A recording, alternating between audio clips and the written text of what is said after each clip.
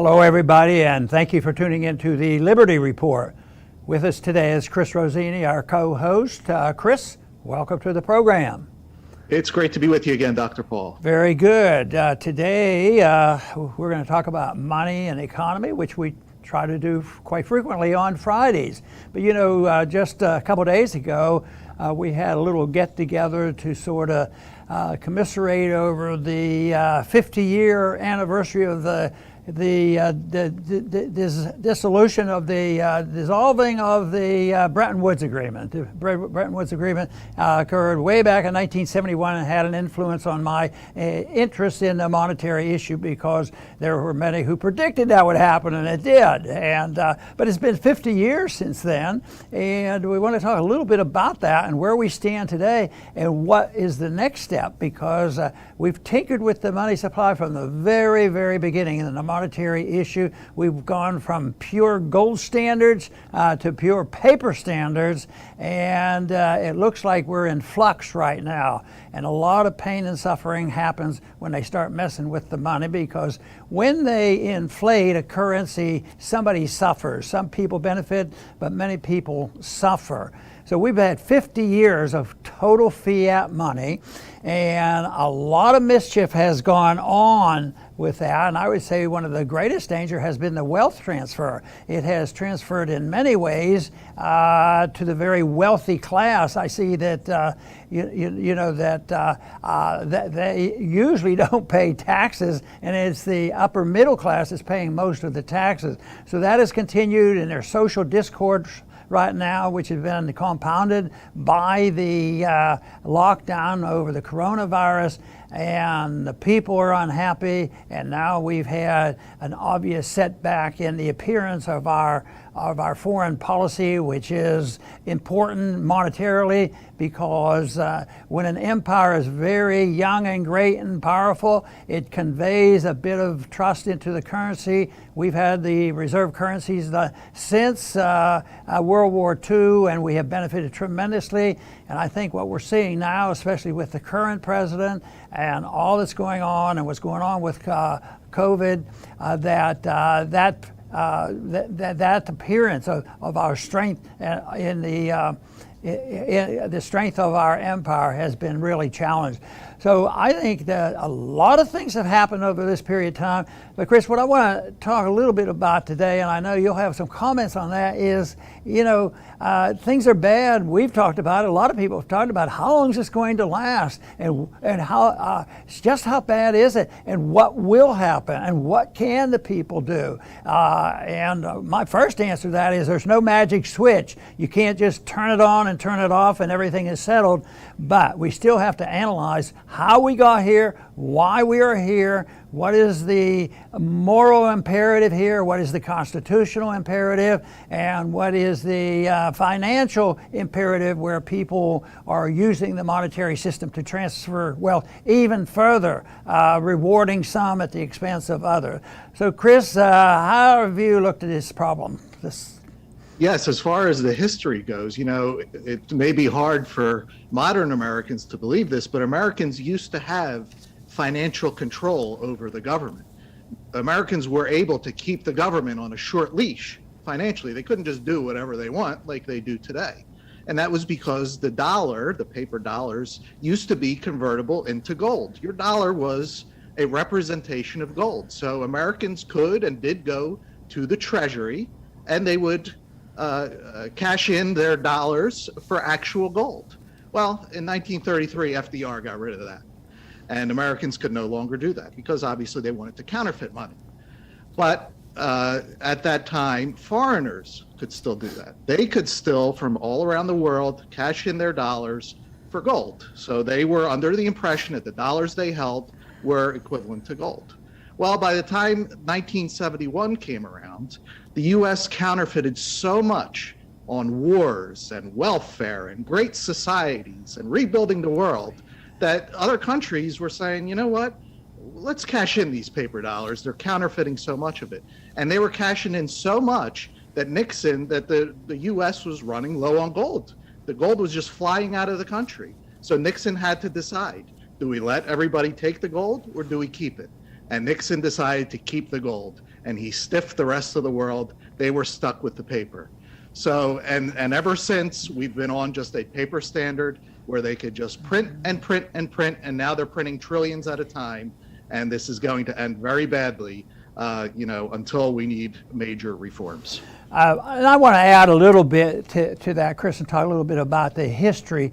But going even before our history, starting at the time of our revolution, it's quite evident that the monetary issue has been around for thousands of years. It's biblical in nature, where it was condemned to have dishonest weights and measures, and the Roman Empire had runaway inflation. These kind of things have existed for a long time. Governments like to control money. When they do, they abuse it. And Chris, you've already listed so many things that our government has done and abused. And the reason why this is important is what can we do to try to guide our country into a reform that is sound and might be longer lasting.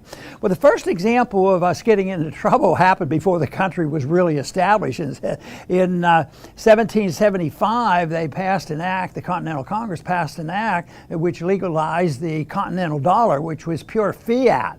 And it turned out that it served mostly as a tax. People would turn in their hard money for the continental money. But anyway, it failed. It lasted until 1781, so it was very short. It was left with a saying that it's not worth a continental, because the continentals became worthless. And but the founders were aware of this, and when they drew up the Constitution, they knew history well, and they knew their own history, and there was a great debate over the monetary issue. So they settled the debate and some disagreements by saying that nothing but gold and silver could be used as legal tender, and that only gold and silver could be used as legal tender. Matter of fact, in 1792, they thought that the death penalty would be adequate punishment for people who counterfeited the money. But this sort of lasted for a while. The Constitution was honored to a large degree, but it faded, though, as soon as the war between the states broke out. The war there in 1961, as usual so often throughout history, first thing you do is suspend the restraint on spending so you can make your country safe and secure and run the defenses. So in 1961, the greenbacks were introduced under Lincoln, and that lasted up until 1975. So it was a way of paying bills, but the greenbacks were pure fiat, and they were parallel running with the others. But obviously, the value of the dollar and the value of the greenbacks went down. So by 1875, they decided, well, we have to do something, because the northern government then went back to spending, and they were running up debts, and there was loss of confidence. There was an economic problem. So they decided the people were in support of this, and the bankers even, everybody supported the idea, we better put a backing to the currency, and we better define our currency as a weight of gold. And they did this. And this is, to me, one of the most interesting part of monetary history. In 1875, they passed the Restoration Act to restore the dollar to being backed by gold. And there was a debate on that, and the law was passed, and on I think it was January 1st of 1875, the gold was restored. But it had to pass the test of confidence, because they've gone through the lack of confidence and the lack of redemption. But guess what? People really worried about this, and the government was spending a lot of money. So for this to work, the government would have to slow up the spending. And one of the reasons they were spending so much, it was going into social welfare type of programs after the Civil War. So, but when they passed this bill, and when the resumption started 4 years later, at the beginning of 1879, people worried about it, but only a few people redeemed their paper currency. They were immediately reassured, because everybody was getting their gold. And all the worry and the concerns just sort of dissipated. So it was the confidence that they wanted. And unlike today, the people believed the government would cut spending, and they would honor the currency, honor the currency with the gold redemption. So that worked, and they got back. So a lot of times people will ask me, how do you go back? How do you go back to a gold standard? That's the way we did go back, but I don't tell people, well, that's easy, just do that, because the world is different, and this country is different, and trusting government is different, and the people wouldn't believe the government, that they're going to redeem it, and they'd have to promise they'd quit spending. Can you imagine a nickel being cut in the budget today with COVID and the wars going on and all that spending? It's not going to happen. So we have to think about what is the alternative. Is how long? Where will this go? And in the 20th century, it was strictly downhill. 1913, the Federal Reserve came in, and they were destined to be the ones that would manipulate and maneuver the value of the currency downward. And of course, in 1933, Roosevelt, called in the gold, confiscated gold, stole the gold for the people, immediately devalued. Gold went from $20 an ounce to $35 an ounce, but the people didn't benefit from that. The government benefited from it. And after the war, we were in the driver's seat. There was a lot of confidence conveyed to our government and our currency, which in minute detail wasn't deserved, but it was deserved because we won the war, we were safe and secure, and we didn't suffer nearly as much. We had all the gold, we had a powerful military, and we still had a lot of wealth. So when they went to Bretton Woods in 1944, we were in the driver's seat and got control of the reserve currency of the world, which has provided trillions of dollars worth of value to us ever since, except we abused it immediately and started printing money and handing it out, and that is what led up to what Chris mentioned at Bretton Woods. By 1971, we totally ruined it, and it had to stop and had to go to something else. To me, the amazing thing is it's lasted for 50 years, this total fiat currency. But there's a lot of pain and suffering out there. There's a lot of bad seeds planted out there. There's been a lot of harm done because it's the welfare warfare state, and also the social discord that we have right now. This is related to the fact that the money has been abused, and the distortions have occurred. So, Chris, the way I see it, it's not going to last a whole lot longer. Every once in a while I get a prediction right, and my prediction here that what we're doing today will not last for another 50 years. I agree with that, Dr. Paul. And because we're in this situation, the common question is, well, what should we do? What should we do? Well, like Dr. Paul said, there is no magic wand answer. It really is different for everyone. Politicians always think everyone needs to, everyone must, everyone needs a mask, that's how politicians think. Do not think like a politician. When you hear everyone must, you should be very suspicious, even if it comes out of our mouth. Now, if there is a common thread for people, it's that, hard assets are better than keeping cash that is constantly depreciating.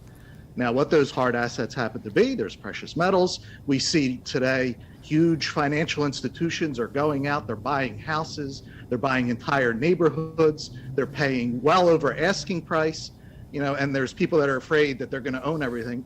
Well, two-thirds of Americans own their homes. So we don't have to worry about, these big financial institutions owning all the homes. What they are doing, though, is getting out of their cash and putting it into something solid, some asset that they believe will not depreciate.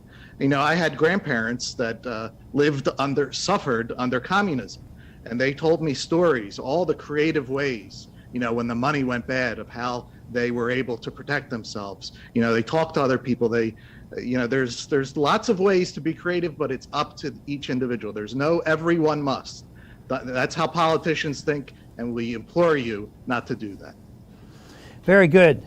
You know, and some of the things that we should anticipate, because there are some economic laws that control it. What we can't understand and know about is exactly when it will happen and to what extent it will happen. And some of the things that happens when a currency is destroyed, of course, it causes a lot of disruption and political problems and a lot of anger, and the transfer of wealth causing a lot of problems too. But when you print a lot of money out of thin air and you expect the people to accept it at a reasonably steady value, as if it were backed by something, it doesn't work. Prices go up not because of what the businessman is doing or even what the consumers are doing or what the labor unions are doing. That's not the reason the prices go up in general. The prices go up because the value of the currency goes down. So often I hear, and you'll hear it again before all this is over, is we currently going through this. We have this pandemic, which has been overblown. And what do they say needs help? We need more money. We can't, pay for things. And they blame a shortage of money, where in reality it's the excesses of money being pumped in and allowing certain people to use it, and when it gets devalued, other people get get a chance to use it, but they get it with prices going up, which in many ways is a form of a tax. I think we should expect bubbles to burst.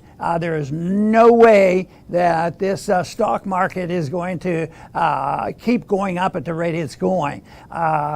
If it does go up more, then it has to only go up when the dollar has lost tremendous amount of value. So in reality, the value doesn't go up. The numbers might go up, but right now I would say even the numbers are going to go down, because I think the old-fashioned panic and the concerns about a bubble in the stock market usually means that it will go down and people will panic and get out. I don't think there's any such excuse me, I don't think there's anything like there's going to be a soft landing or something like that. The greatest threat is, in the midst of all this, will be the attack on our liberties, because they will use it as an excuse. And that I think should be our biggest concern. Very good, Dr. Paul. I will finish hopefully with a word of optimism, and that is that the future is unwritten, no matter how dark the clouds may be today. What comes next is up to the people, ultimately. And planners may try to force something on everyone, like they're trying to do with vaccines, but it's up to the people to say yes or no. And with these forced vaccines, we are seeing all over the world very, very strong resistance. So just because elitists and central planners may want something and plan for something and think that it's absolutely inevitable, it doesn't mean that it will be at all. And the same applies to whatever reforms come in the monetary sphere. There are a lot of people that are afraid they're going to force us to do this, force us to do that. It's not a done deal. It is up to the people with the final say, yes or no. And our job is to help to convince as many people as we can that if it's not sound money, the answer right away is absolutely no. Very good. The things that I've thought about over the years and anticipating problems like this was that one of the solutions could be something that Hayek suggested, and why don't we have more market determination of money and have competition in money? And I'm for that. I'm not exactly optimistic that it's going to happen, but in a free society that would happen. You could use anything they want. But many times throughout history, like 5,000 years, when there was more freedom of choice on an individual basis, the replacement for barter was always, the voluntary decision to use an alternative, which drifted toward, and eventually the gold and silver was used most of the time for this. It was only when governments became more powerful that they learned how to abuse this. So even though that legislation was introduced, I didn't think it was going to get passed. It's not likely to get passed, but it makes a point that maybe the people themselves would be better. They certainly would be better than allowing a group of people secretly at the Federal Reserve deciding what money is and isn't. That doesn't work so well. They take advantage of that. But a couple things, I think, if there is a sincere effort at monetary reform, that they ought to consider, and this was the type of thing that they considered when they introduced the dollar after the failure of the continental dollar with our Constitution, and that is convertibility. If the government's going to print certificates, to honor something, and they want to use it as if, it has to be a trustworthy promise to be converted into something of real value, and the real value that they've used for many, many years has been gold and silver. That has been generally used because this idea of how do you recover from runaway inflation, that's been around for a long time. Most of the time the recoveries come with the promise of using sound money. The continental dollar went to nothing, but it was restored in a way by a promise that people believed in, convertibility. That's what happened after the Civil War. Convertibility to something and belief that the government would follow through on their promises. But along with this, to do this, people would have to give up their appetite for spending. The people themselves, if the demand is too great and they're going to get rid of their politicians, if the politicians are going to pursue this, it won't work either. The people would have to understand what's going on and say, we can't have a welfare state, and we can't have a warfare state. We can't finance the military-industrial complex where they accumulate great amounts of wealth and frequently don't pay as much taxes or any taxes at all. That would have to happen. So that's a major thing. So if you have convertibility and cutting spending, which is what they did after the Civil War. But we'd also have to give up this political notion. People generally like their country to be very, very strong. I want my country to be very, very strong and very, very influential in the promotion and the understanding and the practice of liberty, to show how that worked, how a voluntary society worked. But too many people say that they are very patriotic and feel like that this is what it means to be good patriots, and that is to have an empire and run things. And even this morning I heard something on news that it was just terrible what's happening in Afghanistan, because we have to have a presence there. We can't ever leave this area. And I think we should have never been in there, of course. But that is something we'd have to give up on the empire. And that's a major hurdle, because it's identified with patriotism. And if you're giving up your empire, you're giving up your country, which is absolutely false. Because if a country is operating under a free market and voluntarism, it becomes more influential. It spreads its message much more so, because people would look and say, wow, look at what's happening. And we had some relative benefits like that over the years when we were the freest country, and other people would come and see that we were so prosperous. But that's fading now. That's fading. And when these bubbles burst and people reject, and there's further deterioration of our international respect, this is going to get a lot worse. And the people will have to adapt if they want to see real reform. Under today's conditions, they're not ready to go along with these necessary, convertibility and spending less money and backing away from the empire. But one basic thing that people would have to accept would be the question about what should the role of government be. If we're aiming for a free society, what is that like? That is one thing. It should be defined and know what it's like. What limitations? Of course, the government would be very, very limited. The founders did a pretty good job on limiting government. They had a lot of things the federal government, at least, was not supposed to do. So under today's condition, we'd have to have a better understanding of what the role of government should be. And it shouldn't be to provide perfect safety for us in all matters, social matters, religious matters, medical matters, financial matters, everything that we do. If things don't go well with your own personal operations and your personal activity, you can't go and demand that the government steal from somebody else and take care of you. So that wouldn't work. It would have to be, the role of government would be there to protect our liberty.